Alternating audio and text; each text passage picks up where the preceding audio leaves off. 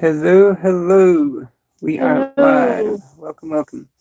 we are here All right, so in go ahead. response to what we were tagged in. Yeah, so this is a tag video. We were tagged uh, by the homie Jeffrey KomiKhan Henson. It was, I think it originated from Dee Runk Comics, which who I hadn't really checked out before, but I subbed to their channel and started checking out some of their stuff, and it's like a giveaway thing. And what it is kind of like your top 5 books that you own in your collection, whether like kind of like your favorite or most sentimental Sentimental. books and stuff like that. And also other things that you collect outside of comics. Outside of comics, yeah, exactly. Yeah. So you want to get started with yours? I mean, a lot of them we've like kind of like have shown a lot recently and stuff, like book wise.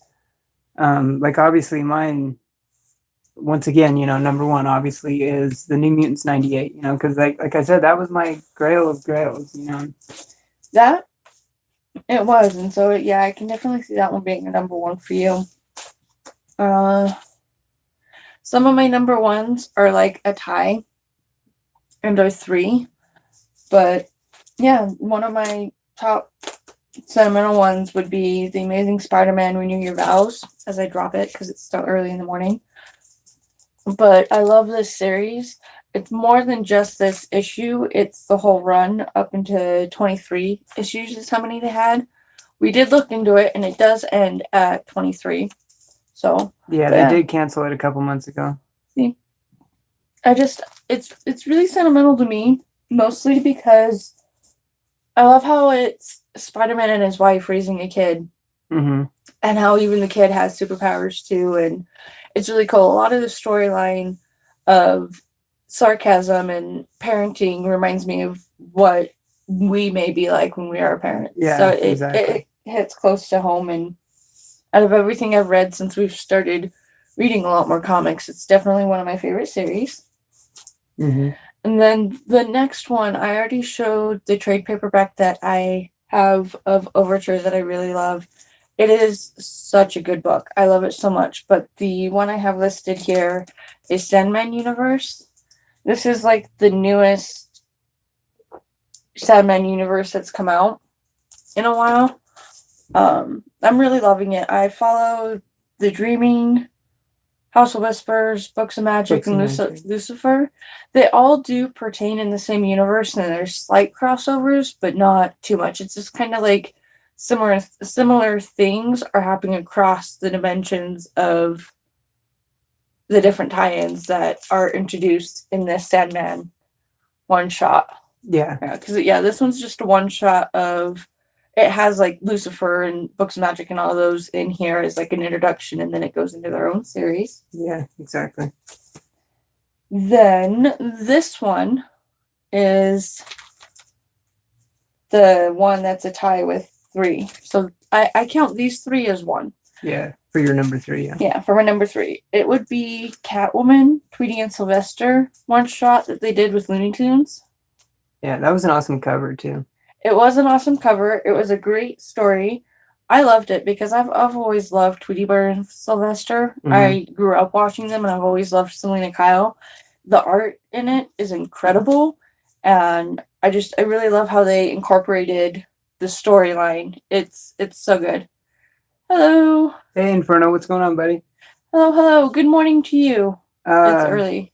Yeah, that one was a really fun story.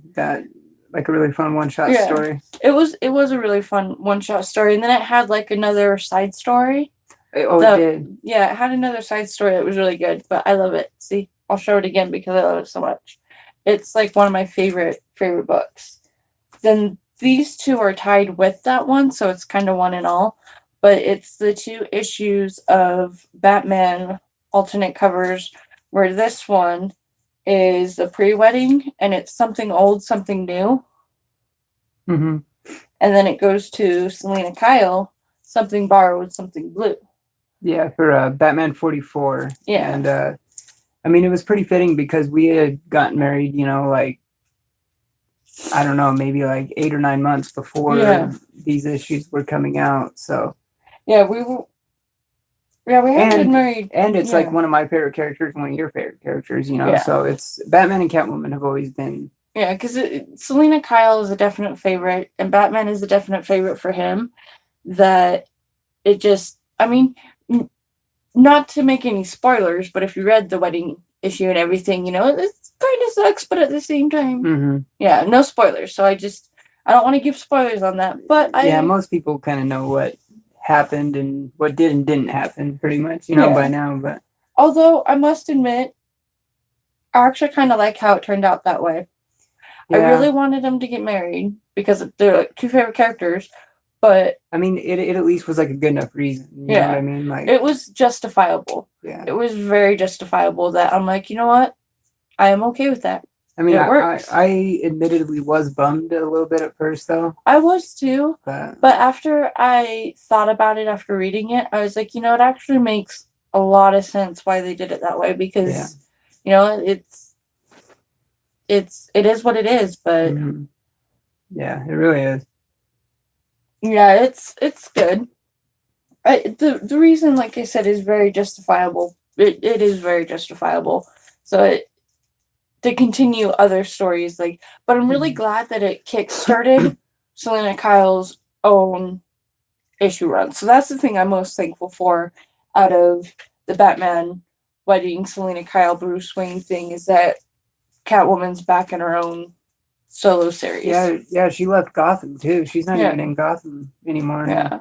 So I really love that happened. Yeah. So it's like one door closes, another door opens. Exactly. All right. So what's your number 4? My number 4 is Star Trek because I grew up watching Star Trek all the time, and I'm a Trekkie. The ones I have to show is these I actually found in the quarter bin. Quarter bin. So I had to grab them because it was a 4 run. It's a 4 issue. Yeah, a 4 issue mini. Yeah, it's a 4 issue mini. That's the first one. Then the second one here. Again, this is like a tie. It's all in one. So these 4 is just like one. I just wanted to show the 4 different covers. Yeah, this was an awesome find in the quarter bin. It was. And it's a really good story. I like this one. Yeah, and they're all in really good shape. And they're like from, I think it was sometime in the early 90s. Like really. I think it was early 90s. Yeah, I think it was like right at the end of, I think they were like barely Copper Age, like right at the end of the Copper Age, I think, if I remember right. I think they were my first draw of this book before Catwoman. Yeah, they kind of were, because you were normally mostly getting just modern books and trades and stuff. Yeah. And that was kind of the first thing that really, kind of the first thing that got you, getting old issues. That kind of. Yeah, it was the one that kickstarted me turning a little more collector side and just going back and getting old stuff that I love. It was. And then last but not least, the number 5. I'm sorry, I didn't title those as number 1, 2, 3, and 4, but I did show them in order, so it works out. No, yeah, we mentioned like 3 and 4. Oh, I did? Yeah, I've kind of been mentioning it because I remember I asked like, what was your number 4? And it's so early. I didn't realize that. Okay. All right, so number 5. Yeah, so the number 5.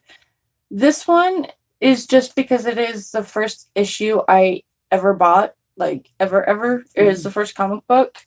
I had also got it the same time that I got Green Arrow Quiver trade paperback from Kevin Smith that I love so much. This one, the issue itself isn't particularly my favorite because it's like canon to the pilot episode and it has spots. It leaves out story that's in the show but isn't in the book and kind of just jumps around and just doesn't really explain what happened from this point to that point. So it's not one of my favorites to go back and reread, but it's still one of my favorites because it's the very first comic book I ever got, and I love it.